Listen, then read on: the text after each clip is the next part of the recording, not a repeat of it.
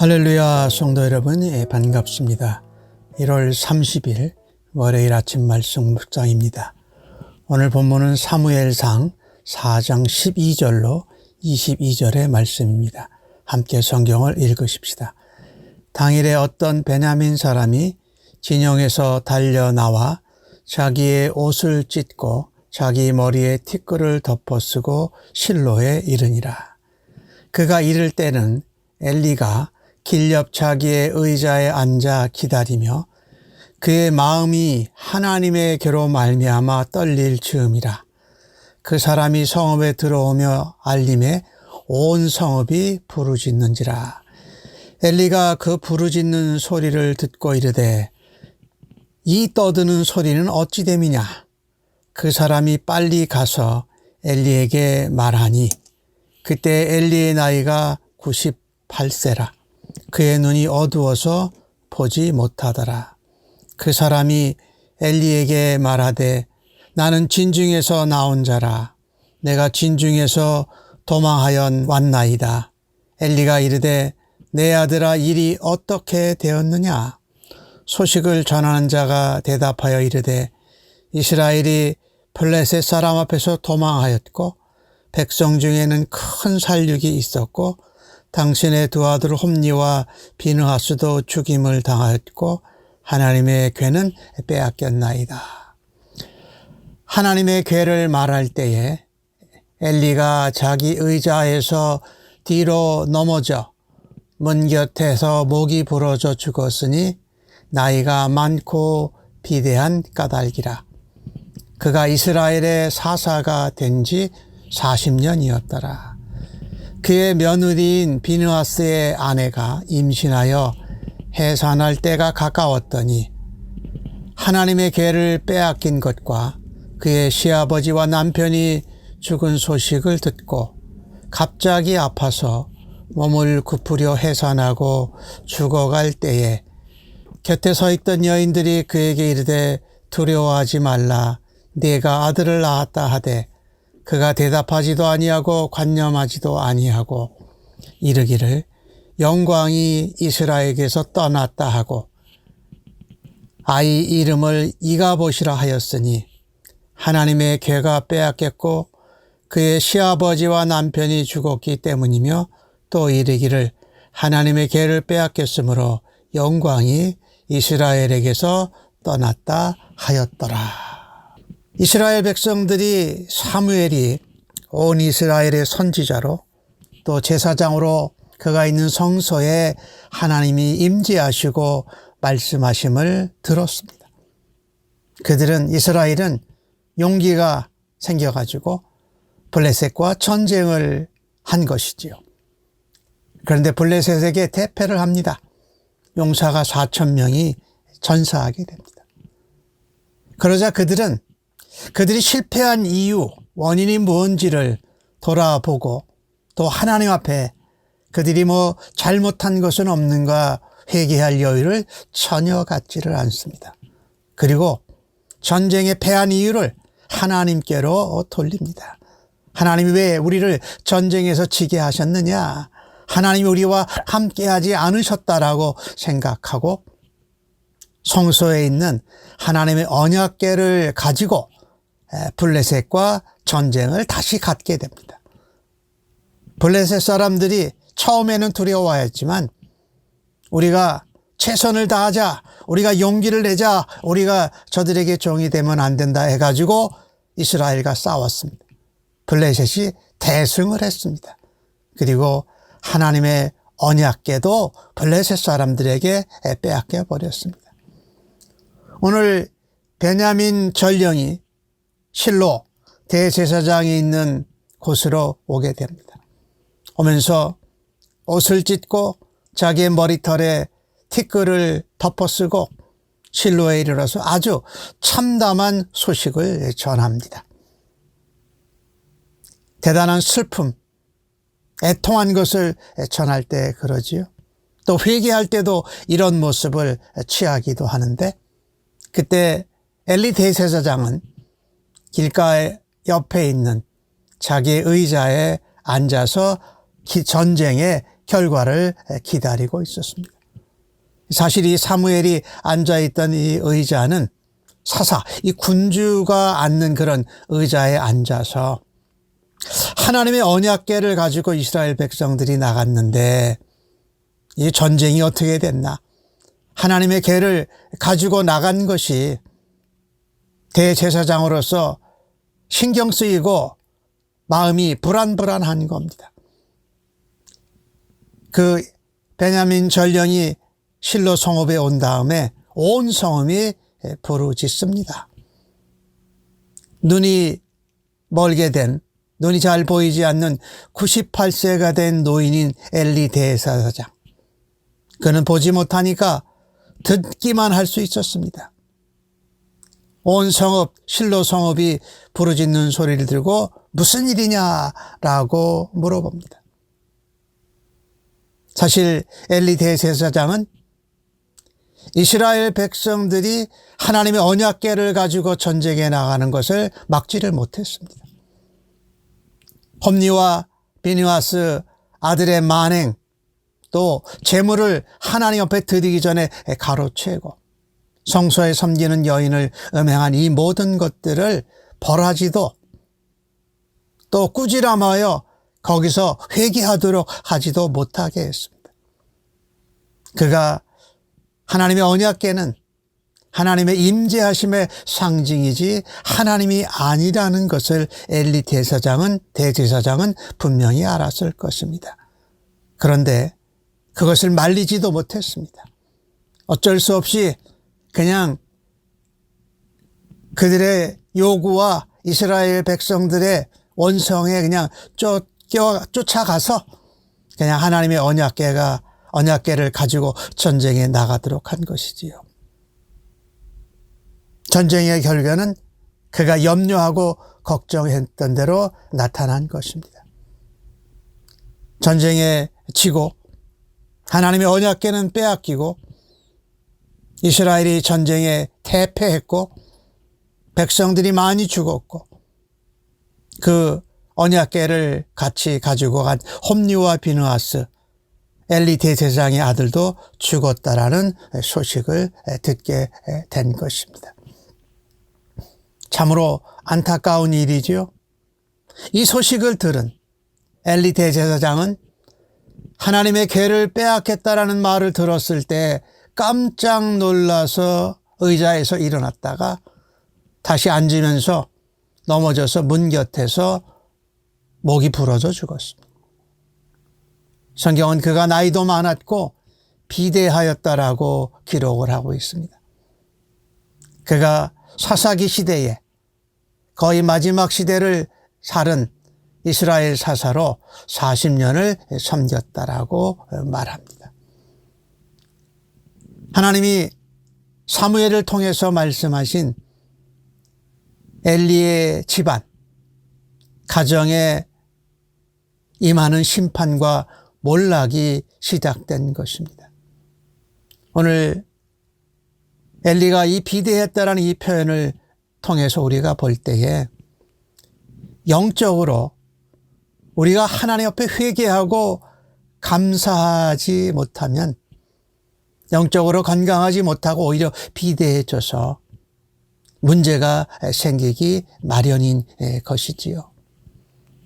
하나님은 엘리 대제사장의 가문에게 임한 하나님의 심판, 그 몰락을 통해서 이스라엘 백성들에게 경고하고 있는 것입니다.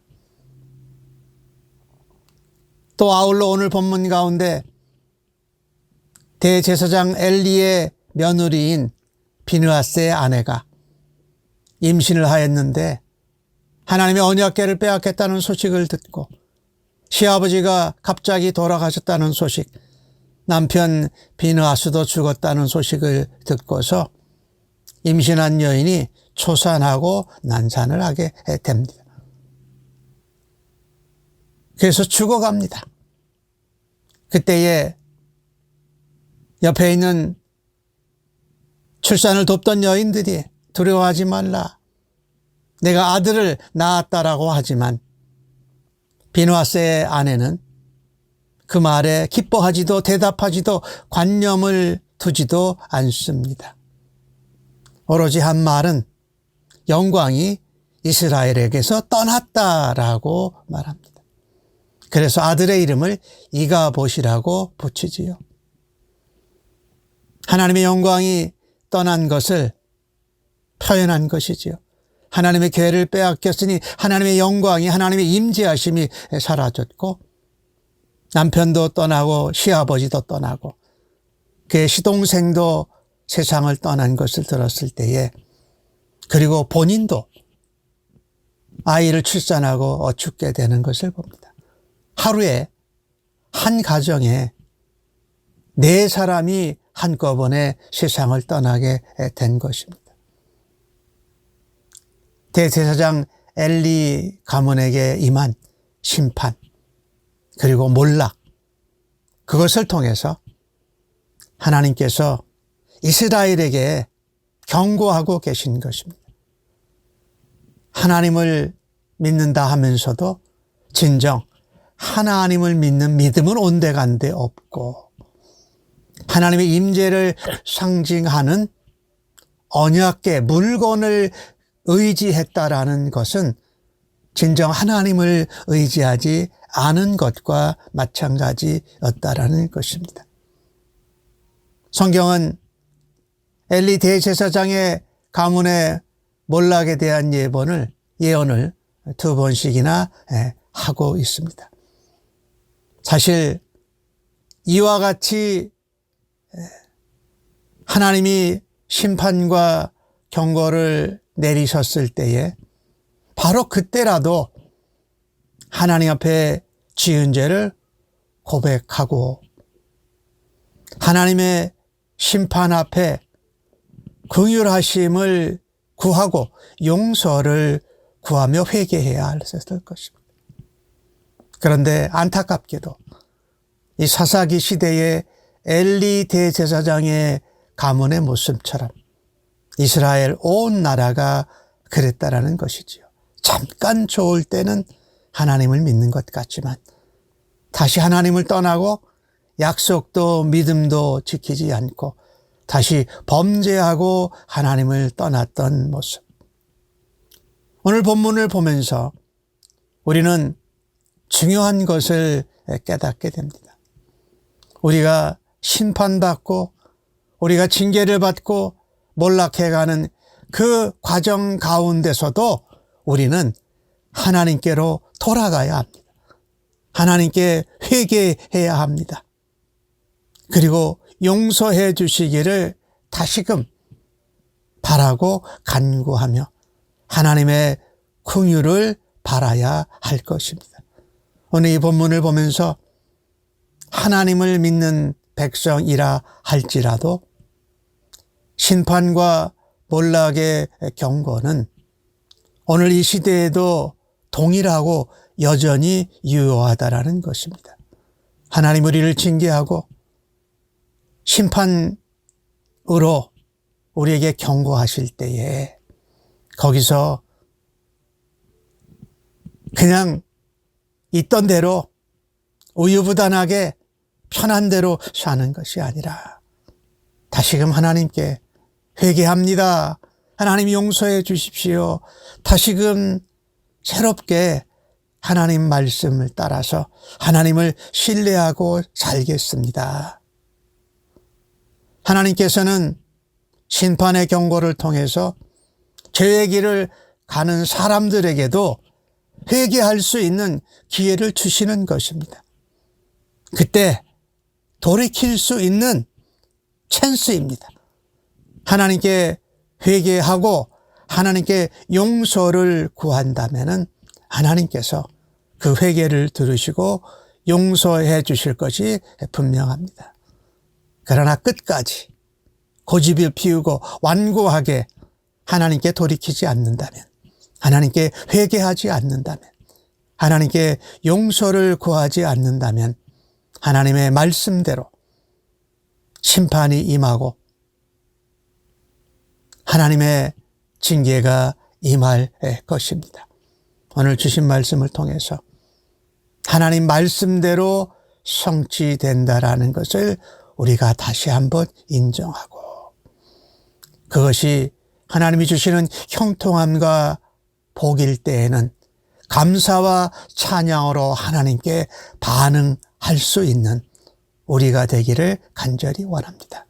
그런데 그 하나님의 말씀이 우리를 꾸지람하고 우리를 심판으로 경고하는 징계의 말씀일 때는 더욱더 그 말씀을 붙잡고 하나님 용서하여 주시옵소서, 회개합니다, 하나님 심판 중에라도 긍휼을 멈추지 마시옵소서라고 하나님 앞에 기도할 수 있는 사람들로 살아갈 수 있기를 간절히 바랍니다.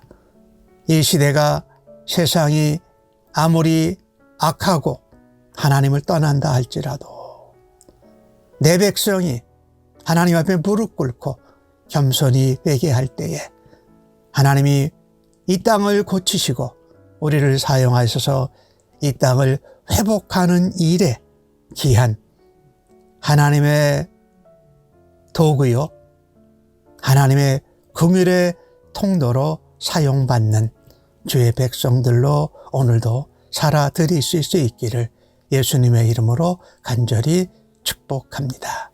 아멘. 하나님,